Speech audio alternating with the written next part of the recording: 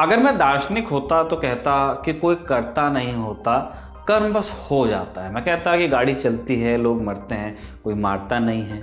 खबरें चलती हैं, सुनवाई होती है, कोई सुनता नहीं है।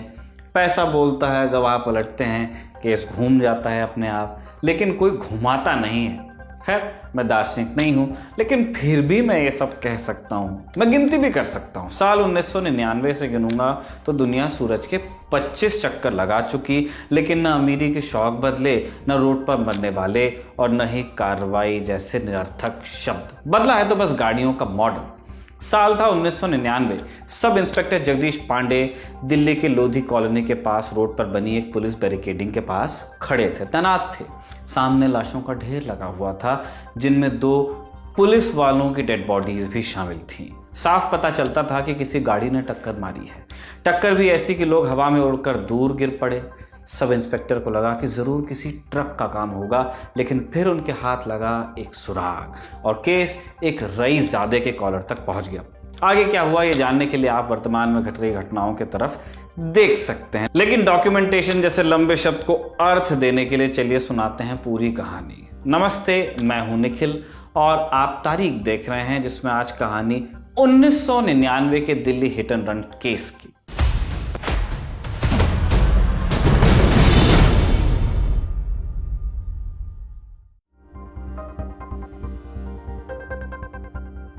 दुर्भाग्यपूर्ण है कि इसकी कहानी शुरू होती है इंडियन नेवी के एक हीरो से, एडमिरल एसएम नंदा।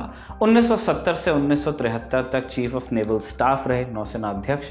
1971 के युद्ध में एडमिरल नंदा का बड़ा रोल था। उन्हीं की लीडरशिप में इंडियन नेवी ने कराची पोर्ट पर हमला कर पाकिस्तान की नौसेना को भारी नुकसान पहुंचाया था और इस कारण उन्हें मिलिट्री डेकोरेशंस के अलावा पद्मश्री से भी नवाजा गया। एडमिरल नंदा का नाम पनडुब्बी खरीद से जुड़े एक घोटाले में भी वैसा सामने आया था, हालांकि इस मामले में वो बरी हुए थे। तमाम उम्र हीरो की जिंदगी जीने वाले एडमिरल नंदा के परिवार का नाम 1999 में एक हिट एंड रन केस से जुड़ गया। बात है 10 जनवरी की। दिल्ली की लोधी कॉलोनी के पास पुलिस का एक बैरिकेड लगा था। सुबह के 4:50 पर एक काली BMW कार आई। 100 किलोमीटर प्रति घंटे से अधिक इसकी रफ्तार थी। कथित रूप से पुलिस वाले ने रोकने का सिग्नल दिया, हाथ दिया, लेकिन गाड़ी सीधा बैरिकेड को तोड़ते हुए पास ही फुटपाथ पर चढ़ गई और फुटपाथ पर सोए हुए लोगों को रौंद दिया उसने। बाद में कोर्ट में एक गवाह ने बताया कि गाड़ी चलाने वाला नीचे उतरा। उसके साथी ने कहा कि जल्दी चलो। ड्राइव कर रहा शख्स गाड़ी में बैठा इसके बाद और फिर लोगों को दोबारा को चलते हुए फरार हुआ। सब इंस्पेक्टर जगदीश पांडे मौके वारदात पर पहुंचे। मौत का मंजर पसरा हुआ था। 6 लोगों की डेड बॉडी इधर उधर पड़ी हुई थी। इम्पैक्ट का एरिया इतना बड़ा था कि पुलिस को पहले तो लगा कि किसी ट्रक का काम है ये। फुटपाथ पर सोया एक शख्स मनोज मलिक किस्मत से जिंदा बच गया और पुलिस ने उसे अस्पताल में भर्ती कराया और आरोपियों की खोजबीन में वो लग गई। सबसे बड़ा सुराग था गाड़ी से लीक हो रहा तेल। तेल की धार दिल्ली पुलिस को सीधा शहर के एक पॉश इलाके गोल्फ लिंक तक ले गई। यहाँ एक गैराज में पुलिस को मिली एक BMW E38 मॉडल की कार का मालिक संजीव नंदा, एडमिरल नंदा का पोता, ग्रैंडसन। संजीव की उम्र तब 21 बरस के आसपास थी। वो अमेरिका के फिलाडेल्फिया शहर में MBA करता था और छुट्टियों में घर आया था। एक रात उसने अपने दोस्तों के साथ पार्टी का प्लान बनाया। वो लोग गुड़गांव गए, वहाँ रात भर शराब पी, फिर हाई स्पीड में गाड़ी चलाते हुए दिल्ली वापस आए। रास्ते में गाड़ी फुटपाथ पर चढ़ा दी और 7 लोगों को कुचल डाला। घबराहट में पहुंचे सिद्धार्थ गुप्ता के घर। सिद्धार्थ संजीव नंदा का दोस्त था और उस रोज सिद्धार्थ भी गाड़ी में मौजूद था। इसके बाद शुरू हुआ सबूतों को मिटाने का खेल। सिद्धार्थ के गोल्फ लिंक वाले घर में उसके पिता और 2 नौकरों ने गाड़ी से निशान मिटाने की भरपूर कोशिश की, लेकिन निशान पूरी तरह साफ हो पाते इससे पहले पुलिस पहुंच गई। पुलिस ने कार के बारे में पता किया। कार भारत में रजिस्टर्ड तक नहीं थी। उसके स्टीयरिंग से पुलिस को खून के कुछ निशान भी मिले। अगले दिन यानी 11 जनवरी को संजीव नंदा और उसके दोस्तों को हिरासत में लिया गया और उन पर गैर इरादतन हत्या और सबूत मिटाने का केस दर्ज किया गया। अब आगे इस केस में क्या और क्यों हुआ वो समझने के लिए पहले आपको एक शख्स के बारे में जानना पड़ेगा। सुरेश नंदा एडमिरल नंदा के पुत्र और संजीव नंदा के ये पिता हैं। नेशनल डिफेंस एकेडमी से ग्रेजुएट। सुरेश नंदा अपने पिता एडमिरल नंदा के फ्लैग लेफ्टिनेंट हुआ करते थे, लेकिन उन्होंने बीच में ही नौसेना छोड़ी। कारण साल 2008 में इंडिया टुडे में छपी संदीप पुनिथन की रिपोर्ट के अनुसार सुरेश नंदा अपने पिता की छाया से बाहर निकलना चाहते थे, इसलिए उन्होंने बिजनेस का रास्ता अपनाया। सोवियत संघ और बाद में रूस से होने वाले डिफेंस डील्स में नंदा की कंपनी ने खूब मुनाफा कमाया और जल्द ही एक बिजनेस एम्पायर बनाया। इंडिया टुडे की रिपोर्ट में नंदा फैमिली के लंदन और लुटियंस दिल्ली में बंगलों और गराज में BMW और बेंटले गाड़ियों का जिक्र भी मिलता है। कुल मिलाकर कहें तो साल 2000 आते आते सुरेश नंदा दिल्ली ही नहीं इंडिया के बड़े बिजनेसमैन बन गए थे। हालांकि सफलता की सफेदी में कुछ कालिक भी लगी। साल 2005 CBI ने सुरेश नंदा की कंपनी के खिलाफ एक FIR दर्ज की। मामला मिसाइल की खरीद में घपले से जुड़ा था ये। इसके 3 साल बाद यानी 2008 में पुलिस ने सुरेश नंदा और उनके बेटे संजीव नंदा को रंगे हाथों पकड़ा, जब मुंबई के एक 5 स्टार होटल में वो एक इनकम टैक्स अधिकारी को 10 करोड़ रुपए की घूस देने की कोशिश कर रहे थे। साल 2021 में दिल्ली की एक अदालत ने इस केस में सुरेश नंदा और 2 लोगों को 1 साल की सजा सुनाई थी। खत देखकर बाकी मजमून आप समझे होंगे। अब देखिए Delhi hit and run case में क्या क्या हुआ और कैसे इस केस को तोड़ने मरोड़ने की कोशिश हुई। संजीव नंदा की ओर से वकीलों की एक भारी भरकम टीम तैयार थी, पैसा था। जैसे ही केस अदालत पहुंचा, संजीव नंदा की तबीयत खराब होने लगी। बताया गया कि छाती में दर्द के चलते अस्पताल में भर्ती कराया गया। 12 दिन के अंदर बेल की कोशिशें शुरू हो गई। 19 जनवरी को जब मैजिस्ट्रेट के आगे नंदा की परेड कराई जानी थी, उसने सामने आने से इनकार कर दिया। बचाव पक्ष की तरफ से दलील दी गई कि चूंकि मुलजिम की फोटो अखबार में छप गई, इसलिए कोई भी उसे पहचान सकता है।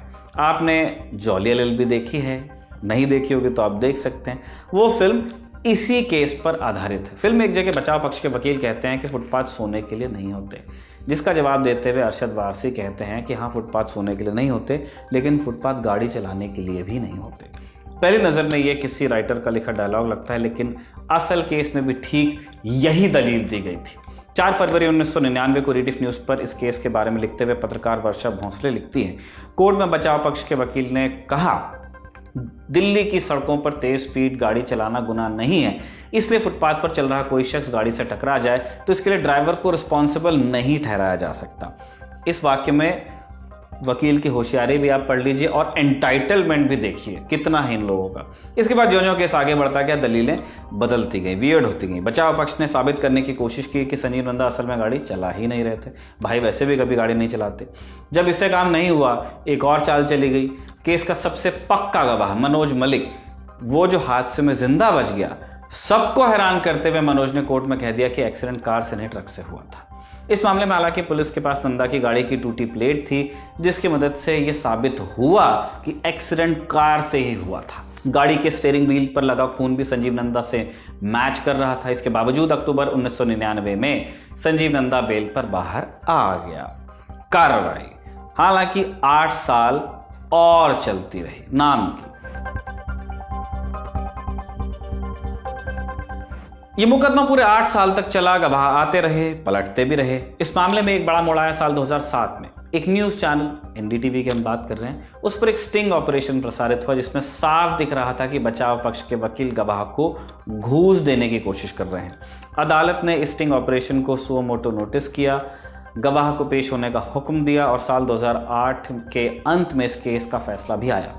संजीव नंदा को 5 साल कैद बामुशक्कत की सजा सुनाई गई। बचाव पक्ष ने यहां भी कोर्ट से नरमी बरतने की रिक्वेस्ट की। नंदा परिवार की तरफ से यह भी दुहाई दी गई कि वो मारे गए लोगों के परिवारों को 65 लाख मुआवजा दे चुके हैं, लेकिन कोर्ट की तरफ से कोई रियायत नहीं मिली। इसके बाद हाईकोर्ट मामला पहुंचा और वहां अदालत ने अपने फैसले में माना कि इस केस में सबूतों को मिटाने की कोशिश हुई, साथ ही धनबल के जोर से गवाहों को खरीदने का प्रयास हुआ। कोर्ट ने सख्ती दिखाते हुए संजीव नंदा की 5 साल की सजा को 2 साल में बदल दिया। अन्य एक आरोपी को 1 साल और 2 आरोपियों को 6-6 महीने की सजा भी हुई।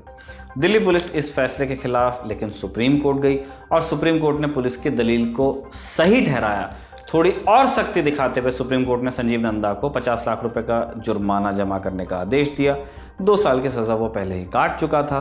अंत में 2 साल कम्युनिटी सर्विस यानी सामुदायिक सेवा जैसी सजा काटकर संजीव नंदा बाइज्जत बरी हो गए। उस वक्त इस मामले में काफी हो हल्ला हुआ कि अपराध के हिसाब से इंसाफ नहीं हुआ। अब मैं दार्शनिक होता, जो कि मैं नहीं हूं, लेकिन अगर होता ही तो कहता कि 2 प्रकार के अपराध होते हैं, एक नॉर्मल और एक हाई प्रोफाइल। और जो हाई प्रोफाइल अपराध होते हैं वो बस होते हैं, उन्हें कोई करता नहीं। चाहे 1999 हो या 2024, ऐसे अपराध हो रहे हैं, लेकिन इन्हें करने वाला कोई नहीं है। इसी नोट पर तारीख के इस एपिसोड को हम यहीं पर कंक्लूड करते हैं। कमल ने इसे लिखा और जतिन ने रिकॉर्ड किया। क्या किया उन्होंने, ये तो रिकॉर्ड हो गया। आप देखते रहिए दी लल्लन टॉक।